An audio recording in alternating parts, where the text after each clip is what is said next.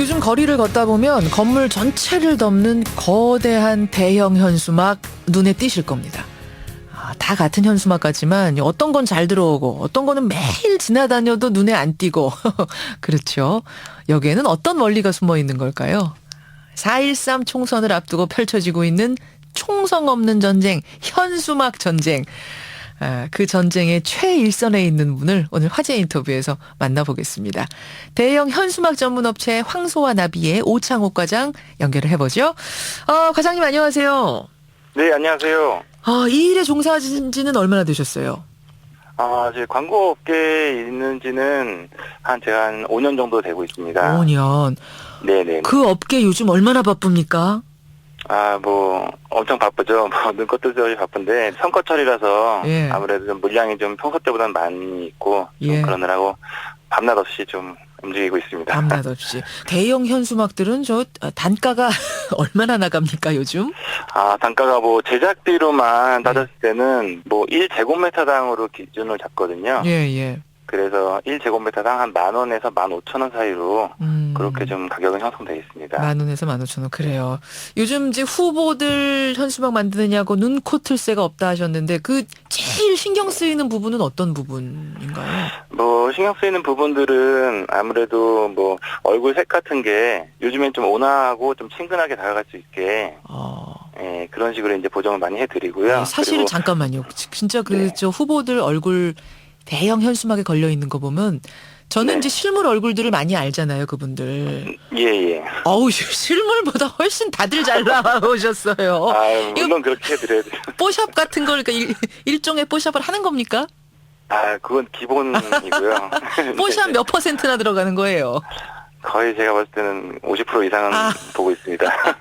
네. 50%. 그 얼굴 디자인도 디자인이지만 사실은 이게 어디 걸리느냐, 목도 중요하지 않습니까?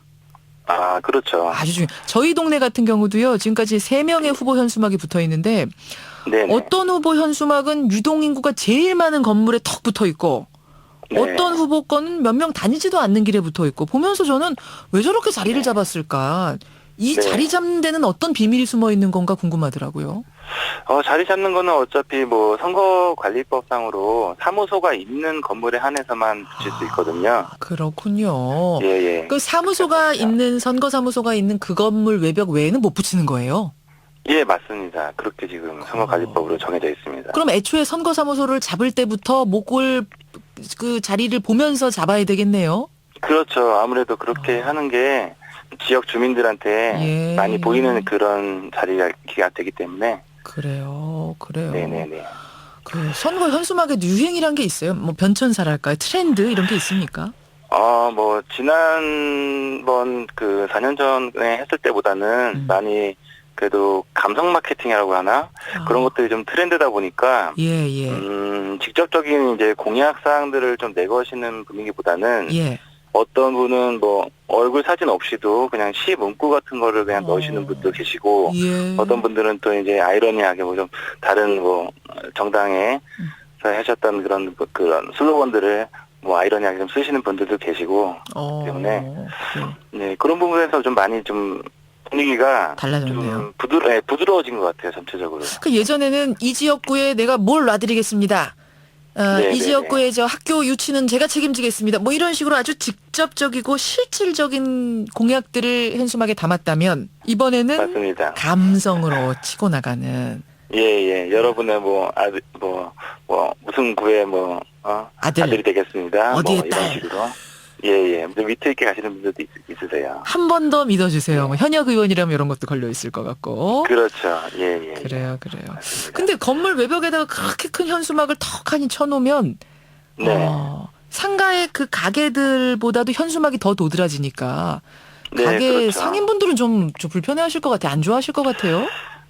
그렇죠. 아무래도 이제 4월 달까지는 좀 가야 되기 때문에 이 점에서는 이제 저희 후보님들도 가게마다 좀 동의를 얻으시고 그 부분은 양해를 이제 부탁드리고 하시는 분들도 계시고 피치 못하게 간판을 가려야 되는 부분들이 있으면은 그걸 대체해서 현수막을 달아드린다든지 하는 방식으로 지금 협의를 하시면서 진행을 하고 계십니다.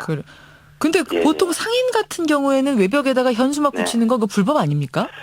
예, 지금 그 올해 광고법 상으로는 현수막을 건물 외벽에 붙이는 현수막은 전부 다 불법이에요. 그렇죠. 그래서 예. 그 어떻게 후보들은 다는 거예요?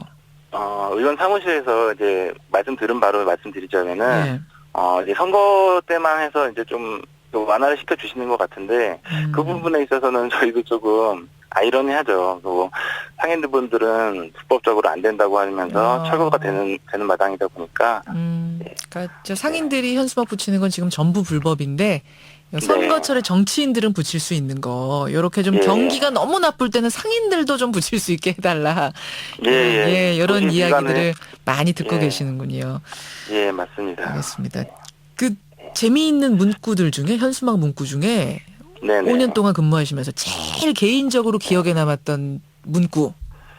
백선희생을 그 유행어로 쓴 뭐 누리과정에 대한 얘기를 했을 때 그 밑에 부분에서는 뭐 누리과정에 대한 예산을 못 받았다고 전해라 뭐 이런 식으로 좀 위트 있게 갔던 뭐 그런 부분들이 좀 기억이 남습니다. 새누리당 쪽에서는 누리과정 저 예산 다 줬다고 전해라 하면 이쪽에서는 야당 쪽에서는 못 받았다고 전해라. 예 그런 식으로 하는 것도 요즘 또 재밌더라고요. 사진도 많이 올라오고. 하지만 듣고 있는 국민들은 속 터져요. 그런 싸움 보면. 그렇죠. 그 서로 간에 이렇게 뭐 비꼬는 식으로 하긴 하는데 그런 부분을 봤을 때 국민들은 또 많이 착잡할 것 같기도 하고 답답할 것 같기도 합니다. 가장 바쁠 때 이렇게 인터뷰 응해주셔서 감사드리고요.